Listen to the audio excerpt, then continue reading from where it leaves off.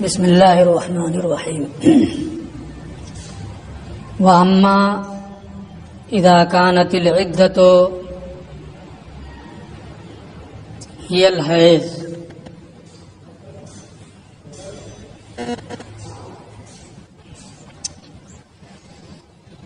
بات یہ چل رہی تھی کہ قروء کی تعویل امام اعظم ابو حنیفہ رحمۃ اللہ تعالی علیہ نے حیض سے کی ہے کہ اس سے مراد حیض ہے۔ دلیل آیت کریمہ میں جو ثلاثہ کا لفظ ہے وہ ہے، اور یہ فرمایا کہ تین یہ خاص ہے، اپنے مدلول کو قطعی اور یقینی طور پر یہ شامل ہوگا، کمی بیشی نہیں ہو سکتی ہے۔ اب اگر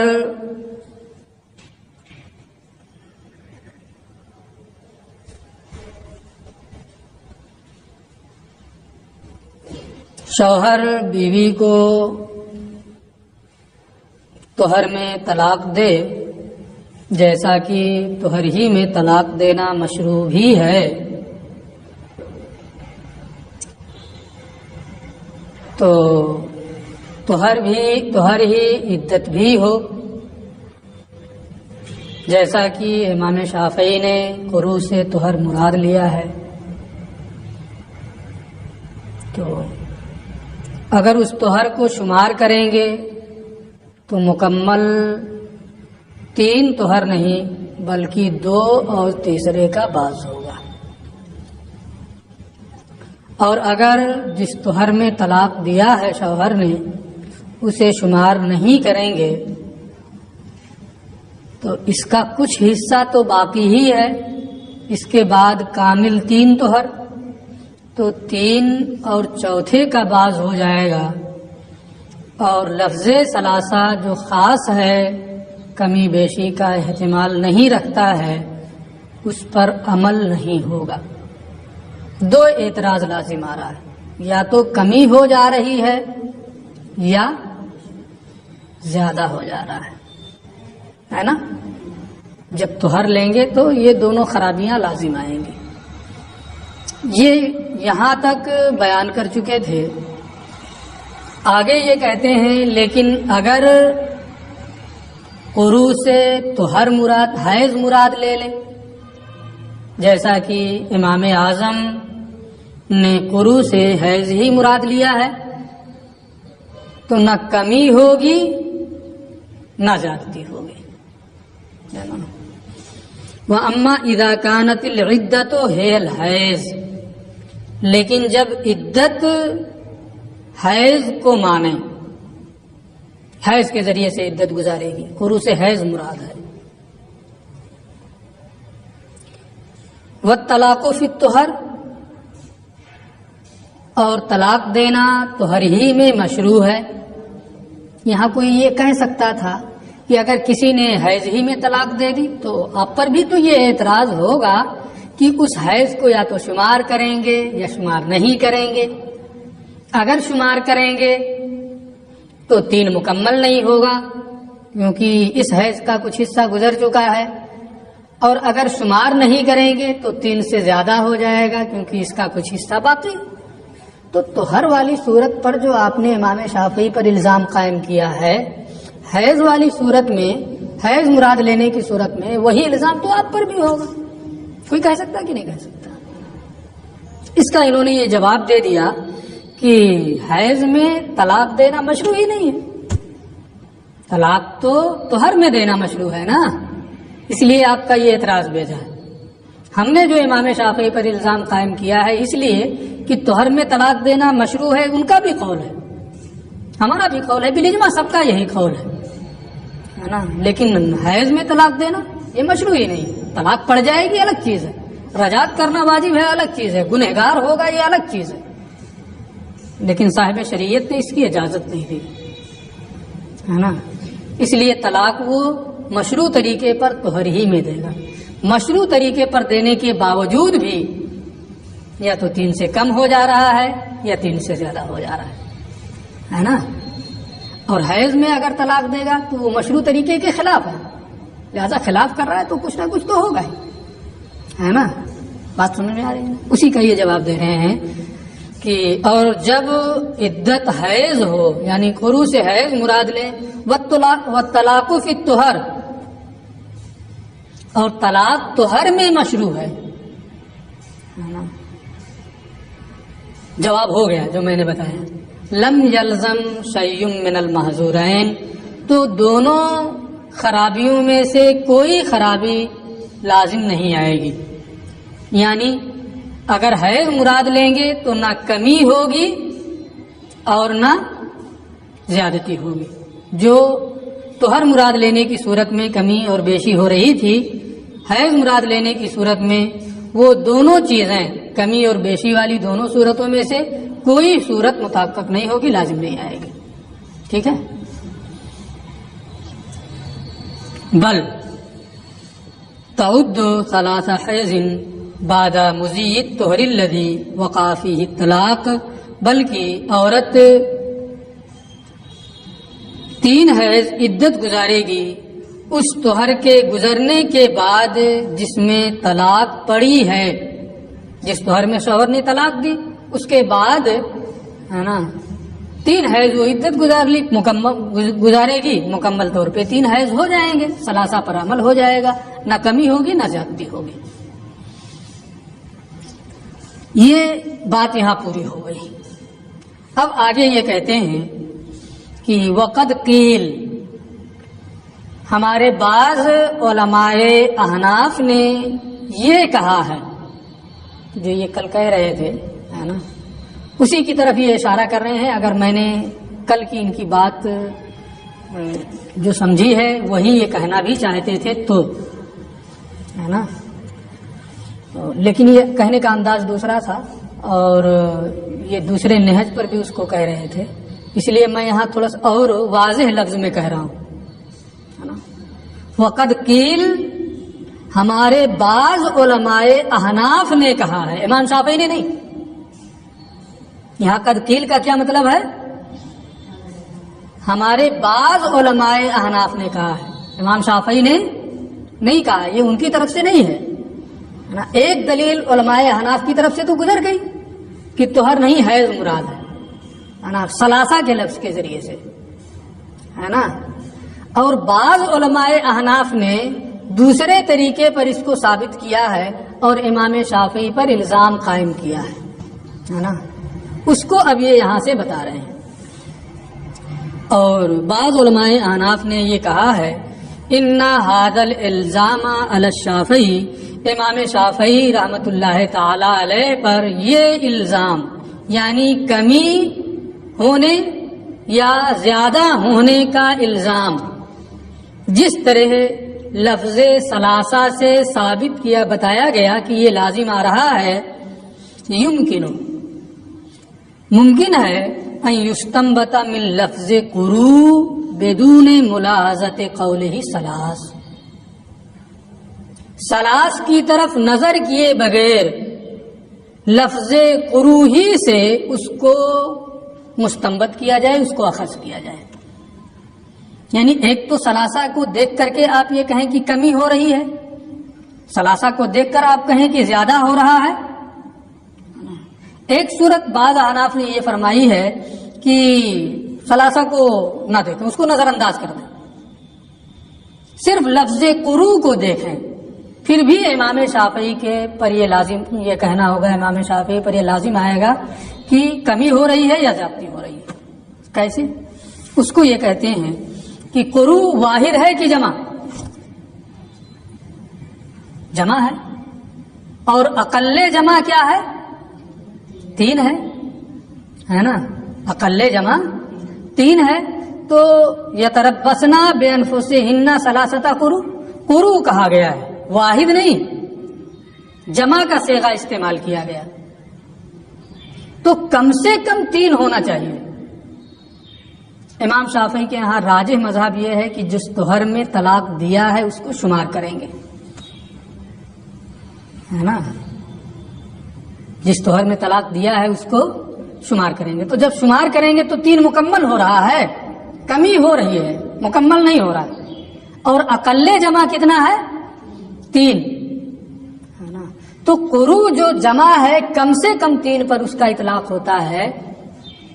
آپ نے جو صورت رکھی ہے وہ جمع کے صیغے پر عمل نہیں ہو رہا، 3 مکمل نہیں ہو رہا ہے، اقل جمع بھی نہیں ہو رہا ہے. اس لیے تو ہر مراد لینا درست نہیں ہے نا.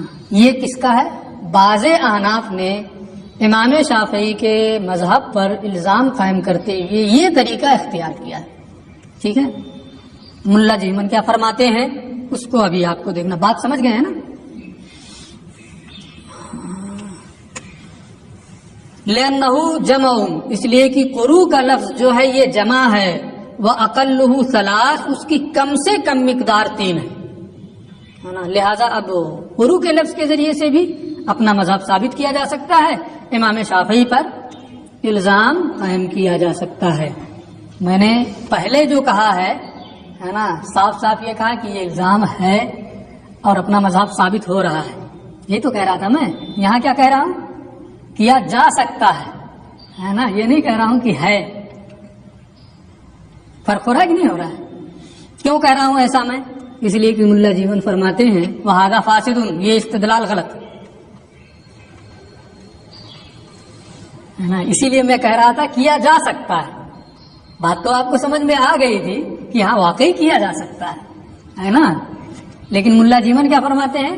وَهَذَا فَاسِدٌ، یہ استدلال غلط ہے. کیوں غلط ہے؟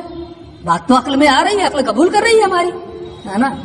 آپ کی عقل قبول کرتی رہے. یہ فرماتے ہیں لأن الجمع يجوز ان يذكر ويراد به ما دون الثلاث. ایسا بسا اوقات ہوتا ہے کہ جمع کا لفظ ذکر کیا جاتا ہے اور 3 سے کم مراد ہوتا ہے نا. ہوتا ہے کہ نہیں ہوتا ہے؟ ایک مثال یہ دے رہے ہیں کہ قرآن میں کہا گیا الحج اشہر معلومات. اشہر واحد ہے کہ جمع؟ جمع 3 مہینے ہیں مراد، 2 تیسرے کا 10 دن، شوال ذیقعدہ اور ذی الحجہ کے 10 دن. 3 کہاں پورا ہوا؟ جمع تو ہے نا. اس لیے اس لفظ سے استدلال نہ جو لوگ کرتے ہیں ہے نا اور امام شافعی پر الزام قائم کرتے ہیں تو لفظ قروء سے استدلال کرنا بجا نہیں ہے، بہتر نہیں ہے. بہتر وہی استدلال ہے جو یہ پہلے بتا چکے. ٹھیک ہے، وَهَذَا فَاسِدٌ، یہ استدلال درست نہیں ہے. کیوں درست نہیں ہے؟ لأن الجمع، کیونکہ جمع جائز ہے کہ اسے ذکر کیا جائے اور اس سے مادون الثلاث، 3 سے کم مراد ہو. مثال کوئی ہے؟ ہاں، کما فی قولہ تعالی، جیسے کہ اللہ تعالی کے اس ارشاد میں الحج اشہر معلومات، کہ حج کے متعین مہینے ہیں. یہاں جمع کا لفظ اشہر ہے لیکن مکمل 3 مہینے مراد نہیں ہے. لہذا قروء کے لفظ میں بھی اگر مکمل 3 نہیں ہو رہا ہے امام شافعی کے قول کی بنیاد پر ہے نا، تو اس طرح سے ان پر الزام قائم کرنا درست نہیں ہوگا. بخلاف اسماء العدد، برخلاف عدد کے 2 3 5 10 جو اعداد ہیں ہے نا، فإنها نص فی مدلولاتها، وہ اپنے مدلول میں صریح ہوتے ہیں. یعنی 3 کہا گیا تو 3 کم نہیں، 5 کہا گیا تو 5 کم نہیں ہے نا. وہ اپنے مدلول میں کیا ہوتے ہیں؟ صریح اور واضح ہوتے ہیں، اس میں کمی بیشی نہیں ہوتی. لہذا جو استدلال 3 کے ذریعے سے لفظ ثلاثہ کے ذریعے سے کیا گیا ہے وہی راجح ہے. اب امام شافعی کی طرف سے یہ کہا گیا تھا کہ فَطَلِّقُوهُنَّ لِعِدَّتِهِنَّ، ان کے مذہب کے مطابق کل میں نے یہ ترجمہ کیا تھا کہ عورتوں کو طلاق دو ان کی عدت کے وقت میں، ہے نا، اور طلاق یہ طہر میں مشروع ہے، لہذا عدت بھی طہر ہی ہے نا، کیونکہ کہا گیا ہے طلاق دو عدت کے وقت میں، عدت کے وقت میں جو عدت کا وقت ہے اس میں طلاق دو، اور طلاق طہر میں تو وہی طہر ہی عدت کا بھی وقت ہوا ہے نا۔ یہ امام شافعی نے فرمایا تھا لام کو وقت کے لیے مان کر کے، ہے نا، اس کا یہ جواب دینا چاہتے ہیں۔ اور اللہ تعالیٰ کا ارشاد فَطَلِّقُوهُنَّ لِعِدَّتِهِنَّ، یہاں لام وقت کے لیے نہیں ہے بلکہ لام سببیت کے لیے ہے، سبب ہے، سبب کے لیے۔ معنی اس کا یہ ہے ہم احناف کے نزدیک فَطَلِّقُوهُنَّ لِعِدَّتِهِنَّ کہ تم عورتوں کو طلاق دو اس سبب سے کہ انہیں عدت شمار کرنا آسان ہو۔ یہ تو کس کا ہے؟ ہمارا مذہب ہے۔ یہ لام اجل کے لیے، سبب کے لیے ہے کہ انہیں عدت شمار کرنا کیا ہے، انہیں عدت شمار کرنے کی وجہ سے، کے سبب سے طلاق دو، یعنی انہیں عدت شمار کرنا آسان ہے نا۔ یعنی اس کا مطلب یہ ہے کہ انہیں ایسے طہر میں طلاق دو جس میں قربت نہیں کیا ہے، تبھی تو عدت شمار کرنا آسان ہوگا۔ اگر طہر میں قربت نہیں کیا ہے اس میں وہ طلاق دے گا، اس سے پہلے حیض آ چکا ہے، تو یہ کنفرم ہے کہ عورت حمل سے نہیں ہے نا، اور وہ عدت حیض کے ذریعے سے گزارے گی، آسان ہو جائے گا اس کے لیے، کنفرم ہے کہ ہمیں حیض ہی سے عدت گزارنا ہے، آسان ہوگا۔ لیکن اگر اس طہر میں وطی کیا ہے تو احتمال حمل بھی ہوگا اور نہیں بھی ہوگا، تو وہ لٹکی رہے گی، پتہ نہیں حیض کے ذریعے سے عدت گزارنا ہے یا وضع حمل کے ذریعے سے عدت گزارنا ہے، ہوگا کہ نہیں ہوگا، دماغ میں بات رہے گی، پتہ نہیں کیسے ہوگا۔ ممکن ہے کہ وہ حمل سے ہو گئی ہو، حمل سے اور وضع حمل سے عدت گزارے، یہ بھی ہو سکتا ہے کہ حاملہ نہ ہو اور حیض کے ذریعے سے عدت گزارے۔ تو شریعت نے، اللہ نے اس آیت میں یہ حکم دیا ہے کہ تم عورتوں کو طلاق دو ان کی عدت کے سبب، یعنی ایسے وقت میں کہ انہیں عدت گزارنا آسان ہو، وہ شش و پنج میں نہ رہے، ہے نا، کہ حیض کے ذریعے سے عدت گزارنا ہے یا وضع حمل کے ذریعے سے، یہ اس آیت کا مطلب ہے، ٹھیک ہے۔ فَطَلِّقُوهُنَّ لِعِدَّتِهِنَّ، اس کا معنی ہے لِأَجْلِ عِدَّتِهِنَّ، ان کی عدت کی وجہ سے، یعنی طَلِّقُوهُنَّ بِحَيْثُ يُمْكِنُ إِحْصَاءُ عِدَّتِهِنَّ، یعنی تم ان عورتوں کو طلاق دو اس طرح سے کہ انہیں اپنی عدت شمار کرنا آسان ہو، ممکن ہو۔ کیسے؟ وَذَلِكَ بِأَنْ يَكُونَ فِي طُهْرٍ، اور وہ اس طرح سے ہو، ایسے طہر میں ہو جس میں وطی نہ ہوئی ہو۔ اس میں اور کیا مصلحتیں ہیں وہ قدوری میں، کتاب الطلاق میں بالکل شروع میں آپ نے پڑھا ہوگا، ان ساری تفصیلات میں ہم نہیں جائیں گے، یہاں جو سمجھانا تھا تقریباً میں نے سمجھا دیا۔ وَذَلِكَ بِأَنْ يَكُونَ، اور وہ اس طور پر کہ طلاق ایسے طہر میں ہو جس میں وطی نہ ہوئی ہو، لِأَنَّهُ يَعْلَمُ حِينَئِذٍ، کیونکہ یقینی طور پر اس صورت میں عورت کو معلوم ہوگا أَنَّهَا غَيْرُ حَامِلٍ، کہ عورت حمل سے نہیں ہے، فَتَعْتَدُّ بِثَلَاثِ حَیضٍ، اور وہ 3 حیض سے بلا شبہ عدت گزارے گی، ہے نا، یقینی ہوگا اسے۔ وَلَا تُطَلِّقُ فِي طُهْرٍ وَطِئَ فِيهِ، اور ایسے طہر میں نہ طلاق دو جس میں وطی کی گئی ہو، ایسے طہر میں طلاق نہ دو جس میں وطی ہوئی ہو، جمع ہوا ہو۔ لِأَنَّهُ لَمْ يَعْلَمْ حِينَئِذٍ، کیونکہ اس صورت میں لم يعلم حِينَئِذٍ، کیونکہ اس صورت میں پتہ نہیں چلے گا کہ وہ حاملہ ہے اور وضع حمل سے عدت گزارے یا حاملہ نہیں ہے اور حیض سے عدت گزارے نا، یقینی طور پہ کوئی ایک صورت کنفرم نہیں ہوگی بلکہ وہ شش و پنج میں رہے گی، ہاں۔ تو اللہ نے اس آیت کریمہ میں یہ حکم دیا ہے کہ اس طرح طلاق دو، یعنی طہر میں جس میں جمع نہیں ہوا ہے تاکہ آسان ہو اس کے لیے عدت گزارنا، کنفرم ہو کہ اسے حیض ہی کے ذریعے سے عدت گزارنی ہے. ٹھیک ہے.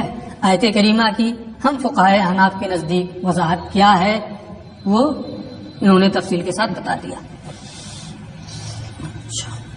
وقدا، اور یوں ہی لا تطلقوا فی الحیض، حیض میں بھی طلاق نہ دو. اس آیت کا ایک مطلب یہ بھی ہے. کیوں؟ لأن هذا الحیض لم یعتبر عندنا، اس لیے کہ جس حیض میں تم طلاق دو گے اس حیض کو ہمارے نزدیک عدت میں شمار نہیں کیا جائے گا. میں پہلے بھی بتا چکا ہوں، اشارہ کر چکا ہوں، ہے نا، کہ طلاق میں حیض میں طلاق دینا مشروع ہی نہیں ہے نا، لہذا اس کو شمار نہیں کیا جائے گا. تو حیض میں آئے ہیں طلاق نہ دو، کیونکہ اگر تم حیض میں طلاق دو گے تو ہمارے نزدیک اس کا اعتبار نہیں کیا جائے گا، اور پھر طہر ہمارے نزدیک عدت ہے نہیں، تو حیض کے بعد جو طہر کا زمانہ ہوگا وہ بھی عدت کا زمانہ نہیں ہوگا. پھر اس کے بعد جو حیض آئے گا وہاں سے عدت کا زمانہ شروع ہوگا.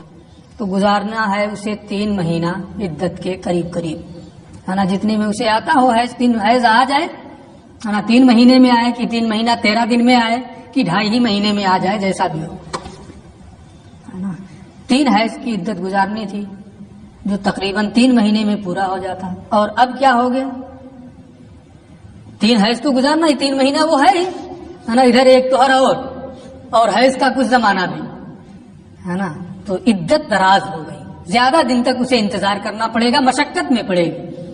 اس لیے اس آیت کا ایک مطلب یہ بھی ہے کہ حیض کے زمانے میں طلاق نہ دو، کہ عورت پر بوجھ نہ ہو جائے اور اس کی عدت کا زمانہ دراز نہ ہو جائے. ٹھیک ہے. اور یوں ہی عورتوں کو طلاق نہ دو حیض کے زمانے میں، کیونکہ اس حیض کو ہمارے نزدیک شمار نہیں کیا جائے گا، اور نہ ہی اس طہر کو جو اس سے متصل ہے. فَيَنبَغِي أَن يُحْتَسَبَ فِيهِ ثَلَاثُ حَیضٍ أُخَرَ، تو اب عورت اس صورت میں دوسرے 3 حیض شمار کرے گی اس کے بعد، طہر کے بعد. فَتَطُولُ الْعِدَّةُ، تو عورت کی عدت کیا ہو جائے گی؟ دراز ہو جائے گی نا. کہاں 3 مہینے تھے، اب 4.5 مہینے کے قریب ہو جائیں گے. فَتَطُولُ الْعِدَّةُ عَلَيْهَا بِلَا تَقْرِيب، تو عورت پر عدت دراز ہو جائے گی، اس لیے حیض کے زمانے میں طلاق دینے سے منع کیا گیا. ٹھیک ہے، یہ بات پوری ہو گئی. اب یہ کہتے ہیں، صرف اشارہ کر رہے ہیں، ثُمَّ لِكُلٍّ مِنَّا وَمِنَ الشَّافِعِيِّ، پھر ہماری جانب سے اور امام شافعی کی جانب سے اس بحث میں، فی ھذا المقام، اس بحث میں قرائن، بہت سے قرائن ہیں جو نفس آیت ہی سے، خود آیت ہی سے مستنبط ہوتے ہیں متعدد طریقوں سے. یعنی ہر ایک کے لیے الگ الگ قرینے ہیں کہ وہ ان قرائن سے اپنا مذہب ثابت کرتا ہے. امام شافعی کے پاس بھی قرائن ہیں، ان قرائن کی بنیاد پر وہ اپنا مذہب ثابت کرتے ہیں. ہمارے پاس بھی بہت سے قرائن ہیں، ان قرائن سے بھی ہم اپنا مذہب ثابت کرتے ہیں. سب کو یہاں انہوں نے نہیں بیان کیا. ایک صورت ثلاثہ والی بیان کر دی. قرو کی ایک صورت تھی کہ قرو سے استدلال کیا جائے، تو اس کو کہہ دیا کہ یہ فاسد ہے. باقی قرائن جو ہیں کہتے ہیں اگر آپ مزید تفصیل چاہتے ہیں تو ہم نے یہاں ان سب تفصیلات کو ذکر نہیں کیا ہے. وقت ذکرتها فی التفسیرات الاحمدیہ، میں نے اپنی کتاب تفسیرات احمدیہ میں اسے بیان کر دیا ہے بالبسط والتفصیل، پوری تفصیل کے ساتھ. فتالها ان شئت، اگر آپ کو شوق ہے تو پڑھ لیجیے وہ کتاب، ہے نا. میں دونوں کا ایک ایک قرینہ آپ کو بتا دیتا ہوں، ہے نا، ایک ایک صرف. امام شافعی کا ایک قرینہ یہ ہے جو کل بھی آپ لوگ اشارتاً کہہ رہے تھے. وہ کہتے ہیں کہ معدود اگر مؤنث ہے تو عدد کو مذکر لائیں گے، معدود اگر مذکر ہے تو عدد کو مؤنث لائیں گے. یہاں عدد کو کیا لایا گیا ہے؟ مؤنث. تو معدود کیا ہوگا؟ مذکر. اب دیکھنا یہاں یہ ہے کہ طہر اور حیض میں مذکر کون ہے؟ ظاہر سی بات ہے حیض مؤنث ہے اور طہر یہ مذکر ہے. تو ثلاثہ کو تا کے ساتھ ذکر کرنا یہ اس بات کا تقاضا کر رہا ہے کہ مادود مذکر ہو، اور مذکر طہر ہے، حیض نہیں، لہذا یہاں قروء سے کیا مراد ہوگا؟ طہر مراد ہوگا، حیض نہیں۔ یہ کس کا ہے قرینہ؟ امام شافعی رحمۃ اللہ تعالی علیہ کا۔ ممکن ہے یہی قرینہ آپ نے اصول الشاسی میں پڑھا ہو، ہے نا؟ میں نے بہت مختصر بتایا ہے، ہو سکتا ہے اس میں تفصیل ہو، لیکن ہماری بات آپ سمجھ گئے ہوں گے، ہے نا؟ ہمارے فقہائے احناف نے اس کے بارے میں یہ کہا ہے کہ آپ قرینہ بتا رہے ہیں، ٹھیک ہے، ہر کوئی اپنے اعتبار سے قرینہ بتاتا ہے، لیکن سامنے والا مان بھی لے، یہ الگ بات ہے نا؟ آپ نے ایک قرینہ بتایا لیکن ہم نہیں مانتے۔ کیوں نہیں مانتے؟ اتنا صاف قرینہ ہے۔ اس کی وجہ یہ ہے کہ لغوی جو ہوتے ہیں، اہل لغت، نحوی جو ہوتے ہیں، وہ لفظ سے بحث کرتے کہ یہ لفظ مذکر ہے کہ مؤنث ہے، اس کا معنی مذکر ہے کہ مؤنث ہے، اس سے ان کو کوئی مطلب نہیں۔ اور لفظ کے اعتبار سے جیسے طہر مذکر ہے ایسے حیض مذکر ہے، لفظی طور پہ، ہے نا؟ لفظی طور پہ جیسے طہر مذکر ایسے حیض مذکر، ہے نا؟ اس لیے ہے نا نحوی لفظ سے بحث کرتے ہیں، تو اب یہاں طہر اور حیض دونوں لفظی طور پہ مذکر ہیں، ہے نا؟ اور جب دونوں مذکر ہیں تو انہی دونوں کا اعتبار کرتے ہوئے ثلاثہ آیا ہے، لہذا عدد معدود کے ضابطے کے پیش نظر نہ طہر کو متعین کیا جا سکتا ہے اور نہ حیض کو، ہے نا؟ یہ ہمارے فقہائے احناف نے اس کا جواب دیا ہے۔ ان کا ایک قرینہ ہو گیا، اب اپنا بھی ایک قرینہ سن لیں، بس ہم اپنی بات پوری کر دیں کہ آقا کریم صلی اللہ تعالی علیہ وسلم نے حدیث پاک میں ارشاد فرمایا ہے، طلاق الامت تطلیقتان وعدتها حیضتان، بادی کی طلاق 2، عدت 2 حیض، ہے نا؟ کیا فرمایا؟ وعدتها حیضتان، اس کی عدت 2 حیض، طہرتان نہیں کہا، اس کی عدت 2 حیض ہیں۔ اس سے معلوم ہوا کہ قرآن شریف کے ذریعے سے تفسیر، حدیث کے ذریعے سے قرآن کی تفسیر تو ہوگی، قرائن بھی ہیں کہ حیض مراد ہے نا، ہماری دلیلیں الگ بھی ہیں کہ حیض مراد ہے۔ یہ ایک قرینہ بھی ہے کہ قروء سے کیا مراد ہے؟ حیض مراد ہے، کیونکہ بادی کا حکم ذکر کرتے ہوئے رسول کریم صلی اللہ تعالی علیہ وسلم نے وعدتها حیضتان فرمایا۔ باقی اس حدیث سے متعلق تفصیلات آپ نے قدوری میں پڑھی ہوں گی کہ یہ 2 کیوں ہیں، ہے نا؟ 1.5 ہونا چاہیے، تنصیف ہوتی ہے نا اس کے حق میں، نعمتوں میں بھی تنصیف ہوتی ہے اور عقوبتوں میں بھی تنصیف ہوتی ہے، غلام اور باندی کے حق میں، تو کتنا ہونا چاہیے؟ 1.5 ہونا، طلاق بھی 1.5 اور عدت بھی 1.5، لیکن 1.5 کے بجائے 2، کیوں؟ اس لیے کہ طلاق اور کیا نام حیض میں تجزی نہیں ہے، وہ قابل تجزی نہیں ہے نا، اس لیے